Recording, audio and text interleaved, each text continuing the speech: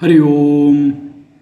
ஓம் புருஷாய நமஹா.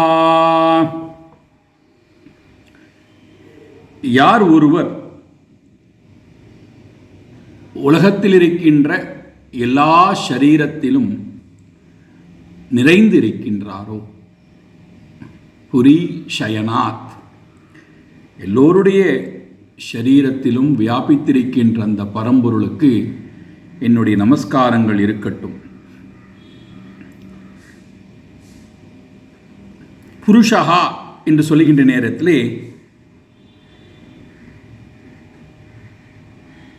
As என்று சொல்லக்கூடிய தாதுவிலிருந்து அதை நாம் அசுக்கு முன்னால் இருக்கக்கூடிய புறாவுடன் சேர்த்தோம் என்றால் புறா அஸ்தி என்று வருகிறது.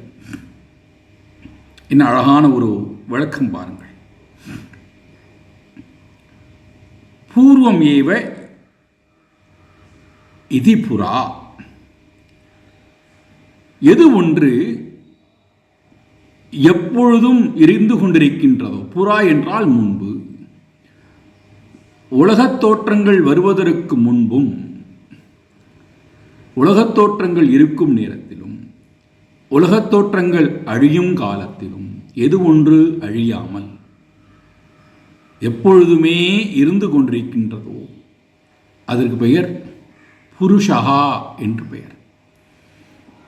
அதனால் தான் சாந்தோக்கிய உபனிஷதம் சொல்லுகிறது, சதேவ சோம்யா இதம் அக்ர ஆசீத். சத் ஏவ, அது ஒன்றே, இதம் அக்ர ஆசீத், முன்பும் இருந்தது, இப்பொழுதும் இருக்கிறது, நாளையும் இருக்கும், என்றும் இருக்கும். எப்படி? புருஷனாக. அப்போ இரண்டு பொருள் தான் இருக்கிறது. புருஷா பிரகிருதி என்று இரண்டு பொருள் இருக்கிறது. பிரகிருதியோட, பிரகிருதி என்றால் பகவானுடைய சுபாவம், சக்தி. ஹரி ஓம்.